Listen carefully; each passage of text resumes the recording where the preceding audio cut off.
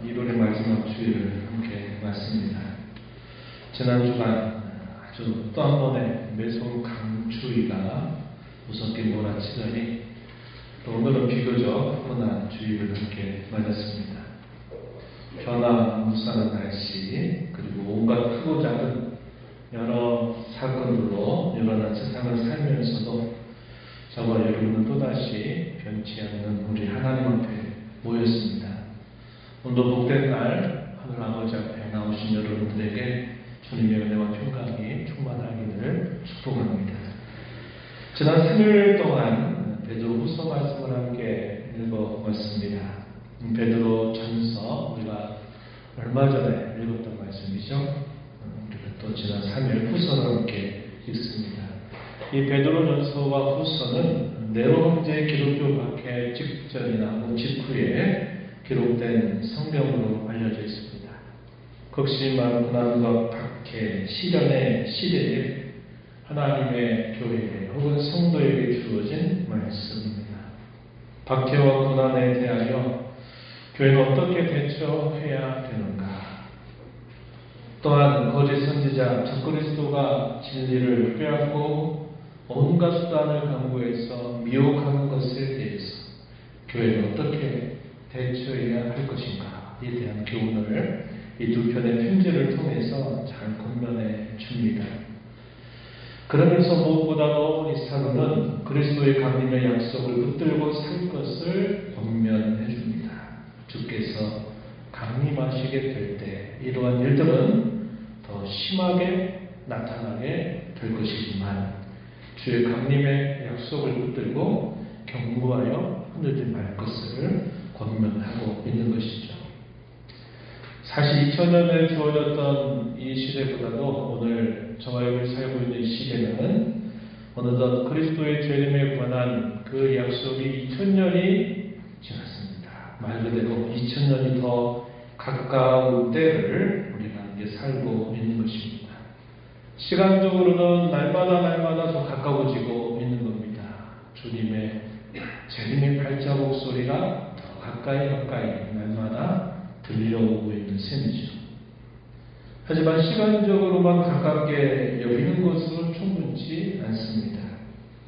관계적으로, 인격적으로 가깝게 여기는 신앙의 자세가 우리에게 중요한 것입니다. 그분의 강림을 가깝게 여기면서 오늘을 살아가는 저와 여러분이 힘써야 될 것, 그것이 무엇인가? 오늘 본문은 우리에게 잘 가르쳐 줍니다. 한마디로 하나님의 성품을 이루어가는 것에 있다. 이렇게 말해줍니다.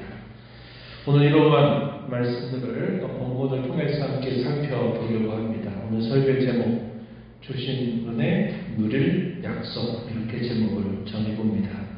오늘 말씀과 함께 역사하신 성령께서 이 자리에 나온 모든 성도 여러분들을 또 깨닫게 하시고 위로하시고 세움을 주시고 또 돌이키게 하시는 귀한 역사가 있기를 진심으로 바랍니다. 베드로서는 두 번째 편지에서 교회 혹은 성도를 독특하게 표현해 줍니다.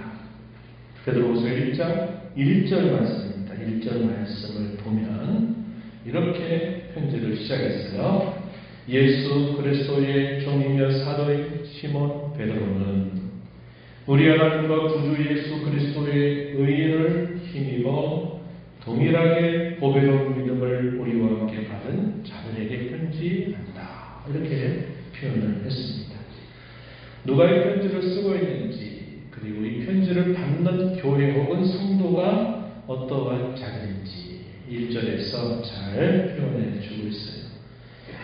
읽은 말씀대로 우리 하나님과 구주 예수 그리스도의 의를 힘입어 동일하게 보배로운 믿음을 우리와 함께 받은 자들, 이것이 이 편지를 받는 교회를 부르고 있는 표현이라는 겁니다. 이 말씀은 우리의 구원의 시작이 우리가 결정해서 시작된 것이 아니라 하나님께서 시작하셨다는 사실을 잘 알려줍니다.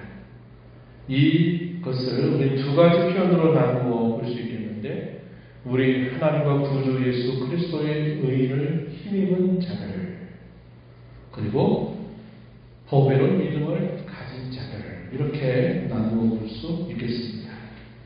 우리 하나님과 구주 예수 그리스도의 의로우심과 우리가 갖는 이 믿음의 관계가 어떠한가를 잘 설명해 줍니다. 하나님과 우리 주님의 의로움이 우리가 갖는 이 믿음보다 앞서고 있다는 사실을 보여주고 있어요. 즉, 우리가 믿음을 가지게 된 것은 그분의 의로우심 때문이라고 가르쳐 주는 겁니다. 내가 믿음을 가졌더니 그분의 의로움을 얻게 되었다 하는 이런 진리도 있지만, 오늘 우리가 읽은 본문에서는 순서가 반대입니다. 하나님의 의로우심, 우리 주님의 의로우심, 곧 우리에게 이러한 믿음을 갖게 한 중요한 원인임을 말해줍니다.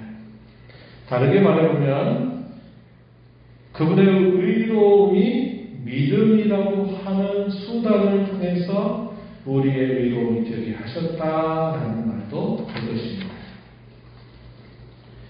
사도는 우리에게 주신 그 믿음은 사도들 자신이 가진 믿음이나 일반 성도들의 믿음이나 다른 것이 아니다, 동일한 믿음이다 라고 말해줍니다. 그리고 그 믿음은 뭐라고 말합니까? 보배롭다, 이렇게 말해줍니다. 첫 번째 편지에서 베드로 사도는 그 믿음에 대해서 또 이렇게 말한 바가 있어요. 베드로전서 1장 7절에서는 그 믿음은 금보다도 귀하다. 이 세상에 가장 가치 있는 것으로 말하는 그 어떤 것보다도 비교될 수 없을 만큼 그 믿음은 귀한 것이다, 이렇게 말하기도 했습니다. 그 믿음이 보배롭고 금보다도 귀하지만 그럼에도 불구하고 우리가 힘써 얻어낸 것처럼 그것이 우리의 자랑거리가 되지 못한다는 것을 가르쳐 주는 겁니다. 이런 표현은 우리가 성도가 되고 교회가 된 것부터 하나님의 은혜로 된 일임을 우리에게 깨닫게 해주는 말씀이죠.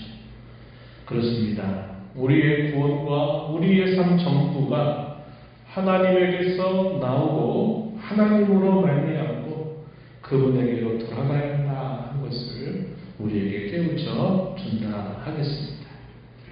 믿음은 선물이고 그 믿음은 결코 우리가 얻어낸 것처럼 자랑하는 것이 되지 못한다 하는 사실을 우리에게 잘 가르쳐 주고 있는 거예요. 베드로 사도는 이어서 그렇게 성도 혹은 교회가 된 이들에게 하나님께서는 은혜를 더해 주셨다고 말해줍니다. 그 더해 주신 은혜가 뭐냐? 하나는 생명과 경건에 속한 모든 것을 주셨다고 말하고, 또 하나는 보배롭고 지극히 큰 약속을 주셨다고 우리에게 말해 줍니다. 순서대로 보면 본문 3절 말씀 한번 보시기 바랍니다.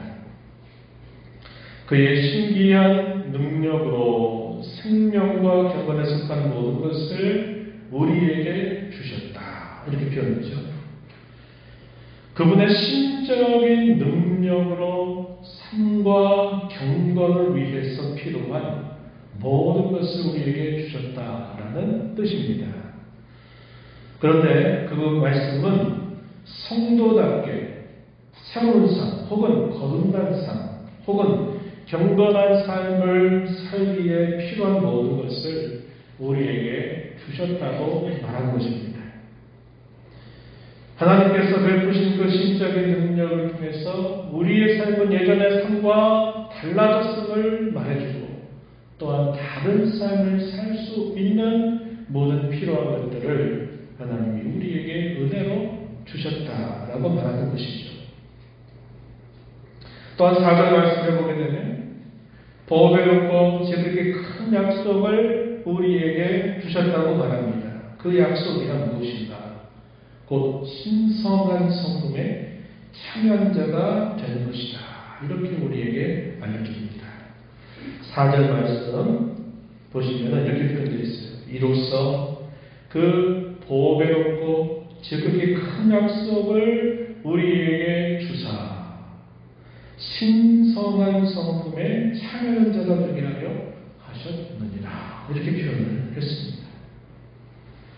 그 약속은 마치 패키지 같아요. 패키지. 여러분도 여행 가시면 그냥 비행기 항공권만 딱 끊어서 가는 게 아니라 그 항공권뿐만 아니라 숙박, 식사, 또 여행 코스 이런 것들을 다 패키지 상품으로 되게 구입을 해서 해외여행을 다녀오시곤 하죠. 마찬가지입니다. 하나님께서 주신 이 지극히 큰 약속은 딱 하나로 말하는 게 아니라 마치 패키지와 같다는 거예요. 몇몇 여러 성경 구절들을 통해서 그것이 이렇게 구성되고 있다는 사실들을 우리는 확인해 볼 수 있습니다. 한번 보세요. 잘 들어보세요. 성도는 하늘의 유업을 받게 될 것입니다. 베드로 전서 1장 3절 하반절 4절 말씀에 이렇게 말했어요. 우리를 거듭나게 하사 산 소망이 있게 하시며 썩지 않고 더럽지 않고 쇠하지 아니하는 유업을 있게 하신다. 너희를 위해서 하늘에 간직한 것이다. 이렇게 말합니다. 하늘의 유업을 받게 될 것이다. 그것이 성경에게 주신 또 하나의 약속이라고 하는 겁니다. 또한 베드로후서 1장 11절 말씀에 보면 성도는 영원한 나라에 넉넉히 들어가게 될 것이다 라고 우리에게 알려주고 있습니다. 그뿐만 아니에요. 그러기 위해서 그 나라에 들어가 사는 것에 걸맞는 모습으로 변화될 것이라고 성경은 약속해 주고 있습니다.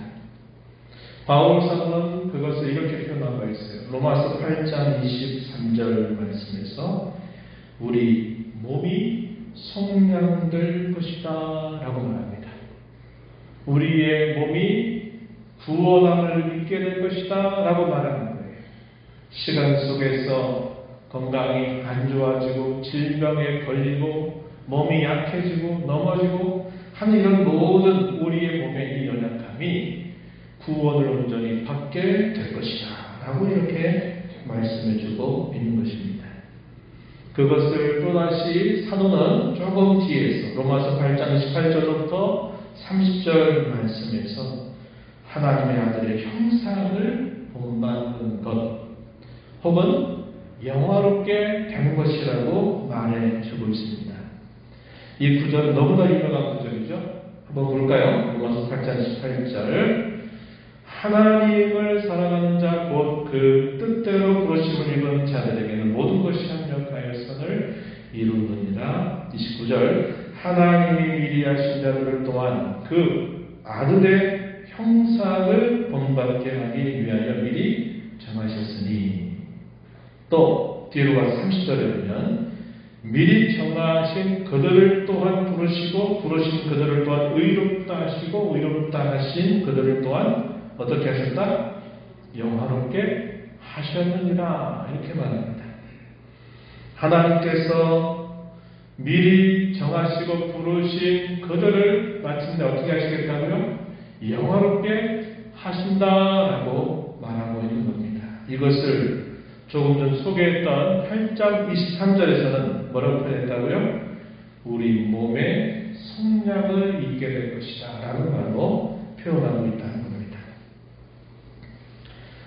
바울 사도는 또한 빌립보 3장 21절 말씀에서는 그것을 또 이렇게도 표현하고 있어요. 우리의 낮은 몸을 자기 영광의 몸의 형체와 같이 변할 것이다 라고 말하는 것입니다. 이런 표현들은 성경의 여러 곳에서 표현되고 있는 말씀들이지만 이 표현이 우리에게 공통적으로 알려주는 건 뭡니까? 하나님이 성도에게 주신 지극히 큰 그 약속이 무엇인가를 우리에게 설명해 주는 여러 구성물들과 같다는 거예요. 조금 전에 말씀드렸듯이 패키지와 같은 것입니다.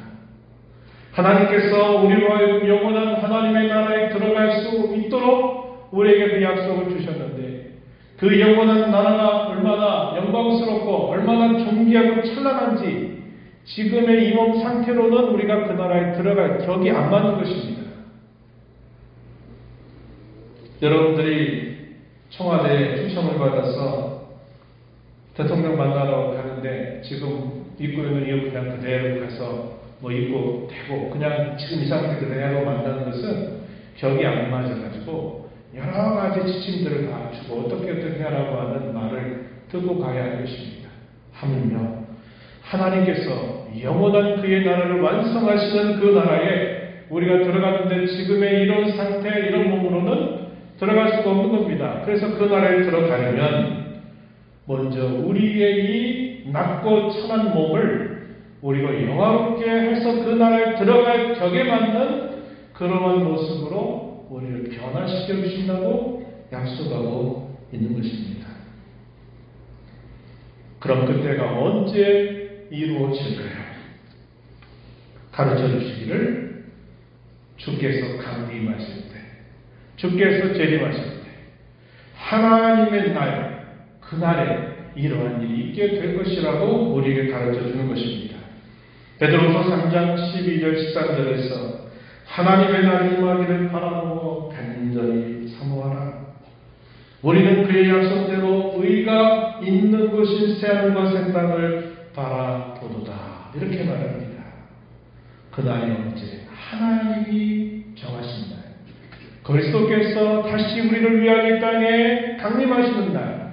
그날 이것이 이루어질 것이다. 이렇게 말하는 겁니다. 이것들이 하나의 패키지를 이루고 있는 거예요. 하나님이 성도가 된 저와 여러분에게 지극히 큰 약속을 주신 것에 이 패키지를 이루고 있는 구성품들이다. 이렇게 생각할 수 있게 해주는 말씀들이다 하는 것입니다. 그런 큰 약속을 받았지만 그 약속한 것을 지금 여기서는 온전히 받아 누리지는 못한 것입니다. 그럼에도 불구하고 지금 여기서 그 약속을 누리는 일이 있다라고 가르쳐 주고 있어요. 말하자면 지금 여기서 하나님의 성품에 참여할 수 있다라고 하는 것을 말해주는 것입니다. 오늘 본문에서 베드로 사도는 이 점을 강조하고 권면하고 있는 것입니다. 그의 권면을 세 가지 정도로 정리해 볼 수 있어요. 첫 번째는 뭐라고 권면합니다. 그 약속이 온전히 이루어지게 될 때 한번 그 날을 바라보고 사모하라고 권면해 줍니다. 베드로전서 1장 13절 말씀에서 이렇게 말해요. 그러므로 너희 마음의 허리를 동이고 근신하여 예수 그리스도께서 나타나실 때 너희에게 가져다 주실 은혜를 온전히 바랄지어다. 그리스도께서 강림하실 때 가져다 주실 그 은혜, 그건 뭐라고 말하는 겁니까?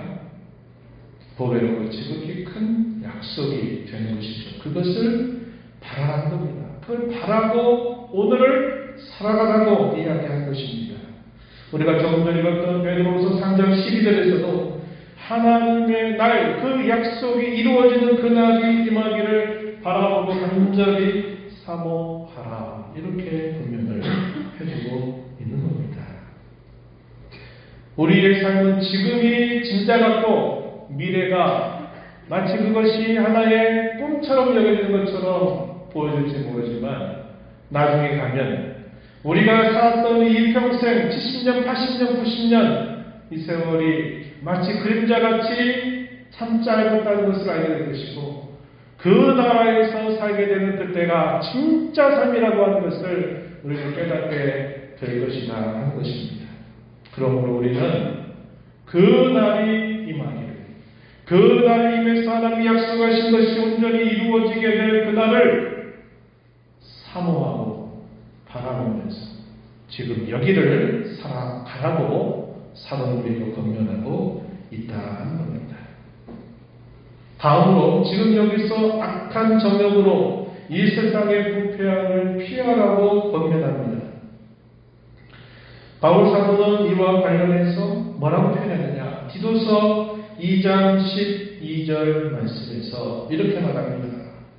경건하지 않은 것과 이 세상의 정욕을 버려라. 이렇게 권면해 줍니다. 먼저 우리가 읽었던 4장 하반절에 보니까 이 약속으로 말미암아 너희가 정욕 때문에 세상에서 썩어질 것을 피하여 표현했죠. 정욕 때문에 세상에서 썩어질 것을 피하라 이렇게 권면을 하고 있습니다. 디도서 2장 12절에서 하나님께서 구원받은 그의 자녀들을 양육하시는데 마치 부모처럼 그 자녀를 양육하시는데 어떻게 양육하시는가? 경건하지 않은 것과 이 세상 정욕을 다 버리게 하시고 신중함과 의로움과 경건함으로 이 세상에 살도록 양육해 가신다. 이렇게 가르쳐주고 있어요. 마지막 세 번째로는 이렇게 말합니다. 신성한 성품을 이루어가기를 힘쓰라고 권면해 줍니다. 우리가 읽었던 4절 하반절 말씀대로죠. 덧붙여서 베드로후서 3장 14절 말씀에서는 또 이렇게 말해주기도 합니다. 베드로후서 3장 14절 그러므로 사랑하는 자들아 너희가 이것을 바라보나니 주 앞에서 점도 없고 흠도 없이 평강 가운데서 나타나기를 힘쓰라. 주님을 만나게 될 때 어떻게 하라고 말합니까? 점도 없고 흠도 없이 평강 가운데서 그분 만나기를 힘쓰라고 이렇게 권면해주고 있는 것입니다. 그렇다면 구체적으로 힘써야 될 것이 무엇일까요? 베드로 사도는 우리의 본문 5절부터 7절에서 그 내용을 이렇게 소개해주고 있습니다. 본문 5절부터 7절에 말씀. 우리 한 목소리로 함께 말씀을 읽어보겠습니다. 그러므로 너희가 더욱 힘써 너희 믿음의 덕에 지식의 절제의 인내의 경건의 형제 우애의 사랑을 더하라. 이렇게 말씀합니다. 꼬리에 꼬리를 물듯이 계속 뭐 하나 말씀하고 또 그 다음을 받아서 또 거기에다가 무엇을 덧붙여가라. 덧붙여진 그 무엇에 거기에 멈추지 말고 또 다른 그 무엇을 덧붙여가라. 이렇게 말하면서 여러 가지 덕목들 이런 것들을 사도가 계속 더해가라 이렇게 권면을 해주고 있습니다. 오늘은 그 내용 하나하나를 주목하지는 않을 겁니다. 하지만 우리가 이 말씀을 통해 주의 깊게 생각해야 할 것은 저와 여러분이 받은 이 믿음에 계속적으로 신성한 성품 혹은 하나님의 성품을 더해 가야 됨을 우리에게 보여주고 있다고 하는 것입니다. 미완성 상태로 그대로 남아 있어서 안 되고 지금 있는 이 상태면 됐다 안주해서도 안 되고 계속 완성을 향해서 계속적으로 덧붙여가는 삶을 살아가라고 사도가 권면하고 있다는 것입니다. 그래서 우리는 이것을 다르게 이렇게도 말할 수 있어요. 우리의 신앙의 참 열매라고도 말할 수 있겠고 아주 간단하게 이렇게도 말할 수 있습니다. 선행이라고 말하는 거예요. 성경이 말하는 선을 행한다고 하는 것들이 바로 이러한 덕목들을 믿음에 계속적으로 덧붙여가는 것이다 라고 말할 수 있다고 하는 것입니다. 그러면 이러한 것들이 주는 유익이 무엇이겠습니까? 사도는 두 가지를 가르쳐주고 있어요. 본문 10절과 11절입니다. 먼저 10절 말씀을 보면 이렇게 말했어요. 그러므로 형제들아 더욱 힘써 너희의 부르심과 택하심을 굳게 하라. 너희가 이것을 행한즉 언제든지 실족하지 아니하리라. 11절 또 이렇게 말합니다. 이같이 하면 우리 주가 구주 예수 그리스도의 영원한 나라에 들어가기를 넉넉히 너희에게 주시리라. 이렇게 말씀하고 있습니다. 요약하는 두 가지. 이러한 일에 힘쓰게 되면 이런 것들이 우리에게 어떠한 유익을 주는가? 하나는 우리의 부르심과 택하심을 굳게 한다고 하는 것입니다. 우리가 믿음에 계속적으로 무엇인가 이런 열매들을 덧붙여가고 하나님의 성품을 계속 덧붙여가게 되면 하나님이 나를 부르신 게 확실해. 하나님께서 창세전에 나를 택하셨다고 한 이 사실은 너무나도 분명한 사실이야. 이것은 너무 확고한 사실이야. 이런 확신을 갖게 된다는 거예요.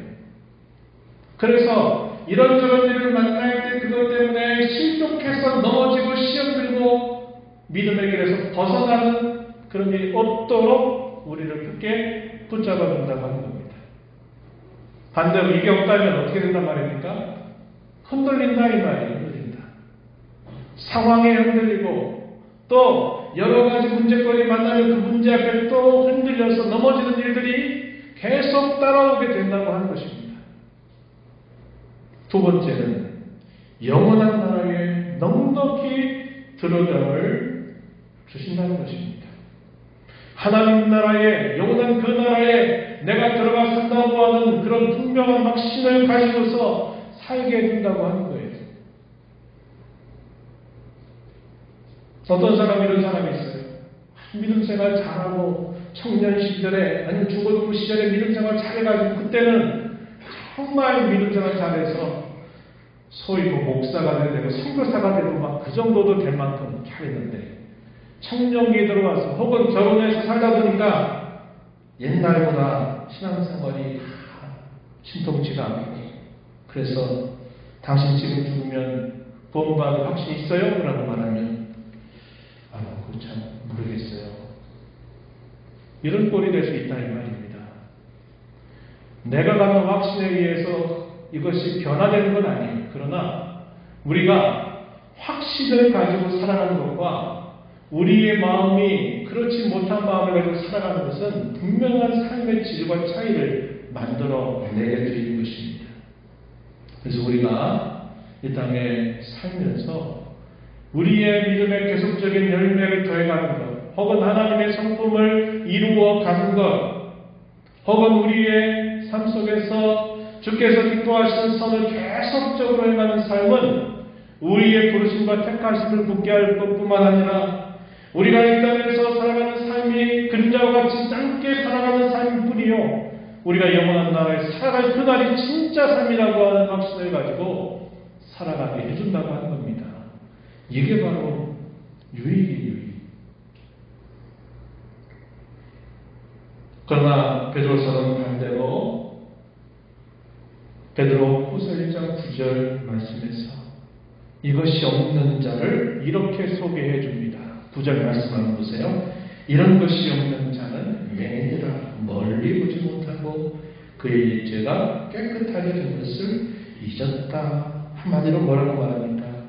이러한 삶이 없는 사람, 그저 현실에 안주하고 이 정도면 됐지 안주하는 사람, 미완 상태로 그대로 그냥 머물러 있어도 별 생각이 없이 살아가는 사람, 이런 사람들은 맹인이다, 영적인 소정이다, 이런 표현들을 사용하고 있다 하는 것입니다. 신성한 성품과 신앙은 서로 선순환을 이루어가는 것을 기억하시기 바랍니다. 선순환을 이루어요. 우리의 믿음의 열매가 더해가고 선행이 더해가고 하나님의 성품을 닮아가는 것이 더해가면 우리의 믿음은 더욱 단단하고 굳세어지는 것이고, 우리의 믿음이 단단하고 굳세어지면 또 그것이 우리의 삶의 열매로 자연스럽게 더 열매를 맺는 삶이 되는 것이고, 그러면서 이것이 계속적으로 서로 선순환을 이루어서 서로를 대단히 유익하게 해서 우리로 하여금 하나님의 자녀답게 빚어가는 모습으로 자라가게 할 것입니다. 그러나 이것이 그렇게 되지 않는다면 악순환의 고리를 만들어낼 수 있는 거예요. 그래서 우리가 이런 면들을 우리가 힘써 나가야 하는 것이 대단히 중요하다는 것을 알게 되는 것입니다. 지금까지 나눈 말씀으로 우리에게 이 말씀을 적용해 보기를 원합니다. 베드로 사도가 권면했던 이 세 가지 내용을 다시 한번 우리는 내가 내 삶 속에 이렇게 적용하겠다는 마음을 가지고 다시 한번 생각해 봐야겠습니다. 첫 번째가 뭐였습니까? 성도로 장차하는 약속을 분명히 알고 그 약속을 바라보고 사모하며 살아가자고 하는 것입니다. 모르면요, 소망할 수 없어요. 왜요? 알지 못하니까요. 바랄 수 없고 사모할 수 없는 법입니다. 우리가 갖는 이 소망은 막연히 그렇게 됐으면 좋겠다, 소위 꿈꾸고 아니면 그저 희망하고 말아가는 것이 아니라, 우리가 갖는 소망은 확실하게 이루어질 일이기 때문에 우리는 그 소망을 붙들고 오늘을 이겨나가고 오늘을 극복하며 살아가야 되는 것입니다. 두 번째, 이 세상에 썩어진 것을 끊임없이 피해가도록 하자고 하는 것입니다. 부패한 본성 때문에, 연약하기 때문에 안 된다고 단정하지 말아야 합니다. 할 수 있고 또한 해야 합니다. 대개 사람들은 그렇게 말해요. 우리가 다 똑같지. 우리도 여전히 뭐 성도라고 하지만 다 우리도 부족한 거 얼마나 많아. 어쩔 수 없는 거 아니야? 이런 식의 생각에 그저 자기를 그 안에 집어넣어서 자기를 정당하고 합리화시키는 자세를 우리가 가져서는 안 된다는 겁니다. 할 수 있어요. 또 그렇게 해야만 합니다. 본문 우리가 3절 말씀에서 읽었던 말씀을 보면 생명과 경도가 되는데, 생명이란 말은 삶이란 말로 여러분 이해하시면 좋을 겁니다. 삶과 경건에 필요한 모든 것을 하나님 우리에게 주셨다라고 말씀하고 있기 때문에 그러합니다. 또 오늘 우리가 본문 10절 말씀에서 뭐라고 표현했습니까? 너희가 이것을 행한즉 이라고 표현했죠. 11절에서 또 뭐라고 표현했습니까? 이같이 하면 이렇게 된다 라고 말한 겁니다. 조금 전 9절에서 읽었던 것처럼 이런 것이 없으면, 이게 무슨 말이에요? 이렇게 하지 않으면, 이런 말입니다. 할 수 있는데 한부리로는 해서 이렇게 하고 이렇게 하면 이렇게 되지만, 반대로 이렇게 하지 않으면 이와 같이 영적인 소경이 되고 많은 법이다, 이렇게 가르쳐주고 있다는 것입니다. 신명기 30장에 있는 말씀은 우리가 잘 기억하는 말씀 중에 하나일 겁니다. 하나님과 자기 백성 사이에 언약을 세우고 그 언약의 결론 가운데 주시는 말씀이에요. 이런 말씀이 있어요. 신명기 30장 11절로부터 14절 말씀 한번 잘 보세요. 제가 읽어드릴 테니까 눈여겨보시기 바랍니다. 내가 오늘 내게 명령한 이 명령은 내게 어려운 것이 아니요 먼 것도 아니라 하늘에 있는 것이 아니니, 내가 이르기를 누가 우리를 위하여 하늘에 올라가 그의 명령을 우리에게로 가지고 와서 우리에게 들려 행하게 하려 할 것이 아니요, 이것이 바다 밖에 있는 것이 아니니, 내가 이르기를 누가 우리를 위하여 바다를 건너가서 그의 명령을 우리에게로 가지고 와서 우리에게 들려 행하게 하려 할 것도 아니라. 14절, 오직 그 말씀이 내게 매우 가까워서 내 입에 있으며 내 마음에 있은즉 내가 이것을 뭐 할 수 있다? 뭐 할 수 있다? 행할 수 있느니라. 이 말이에요. 이게 무슨 말이에요? 하나님의 계명이 너무 멀리 있어서요, 그 계명을 누가 가져다 줘야 내가 그걸 행할 수 있어요. 하나님의 계명이 저 바다 밖에 있어서 누가 그 바다 건너서 가져다 줘야 내가 그 명령을 내가 가져와 주면 할 수 있어요 하는 식의 핑계대지 말라는 거예요. 뭐라고 말합니까? 그 말씀이 너에게 아주 가까워서 그 말씀이 너의 입에 있고 그 말씀이 내 마음에 있다면 너는 이것을 행할 수 있다, 이렇게 말하는 것입니다. 조금 뒤로 가서 19절 말씀에 이렇게 말합니다. 우리 함께 이 말씀 읽어봅니다. 내가 오늘 하늘과 땅을 불러 너희에게 증거를 삼노라. 내가 생명과 사망과 복과 저주를 내 앞에 두었음즉 너와 내 자손이 살기 위하여 생명을 택하고. 뭐라고 말씀합니까? 내 앞에 뭘 준대요? 생명과 사망, 복과 저주를 내 앞에 둔다. 그러니 너와 네 자손이 살려고 하면 생명을 택하라는 거예요. 할 수 있다는 겁니다. 부패한 본성 때문에 연약해서 나는 죄인이어서 못해요. 이런 식의 핑계 대지 말고 우리가 하나님의 말씀 우리의 마음에 두고 하고자 한다면 우리는 능히 할 수 있다. 그래서 우리가 이 땅에 사는 동안 이 세상에 썩어질 것들을 피하는 그 일을 할 수 없다고 타뻔한뻔절하고 이렇게 여기는 자세를 갖지 말고 피하는 일에 열심을 해라. 이렇게 우리에게 권면하고 있는 것입니다. 마지막으로 지금 여기서부터 하나님의 성품에 참여하기를 힘쓰자고 하는 것입니다. 그리스도의 강림이 가깝고 그의 약속이 이루어지려는 날이 아주 가깝습니다. 이 시대의 온갖 불신앙을 우리는 이겨내면서 이 하나님의 성품에 참여하기를 힘써 나가야 한다는 것입니다. 베드로후서 3장 3절부터 5절 말씀에서는 매우 불신앙적인 태도, 어떤 태도입니다. 주의 강림하심이 있지 않다. 주께서 오늘 강림하시냐? 그 말을 한 지가 얼마나 됐는데 그렇게 오랜 시간이 지나도 강림하지 않는 거 보니까 그분은 강림하시지 않아. 그리스도의 강림을 부정하는 그러한 자들의 조롱, 이것을 소개해주고 있는 것입니다. 베드로서 3장 3절에 먼저 이것을 알지니 말세에 조롱하는 자들이 와서 자기의 저력을 따라 행하며 조롱하여 이르되 주께서 강림하신다는 약속이 어디 있느냐. 조상들이 잔으로부터 만물이 처음 창조될 때와 같이 그냥 했다. 이는 하늘이 예적부터 있는 것과 땅이 물에서 나와 물로 성립된 것도 하나님의 말씀으로 된 것을 그들이 일부러 잊으려 하미로다.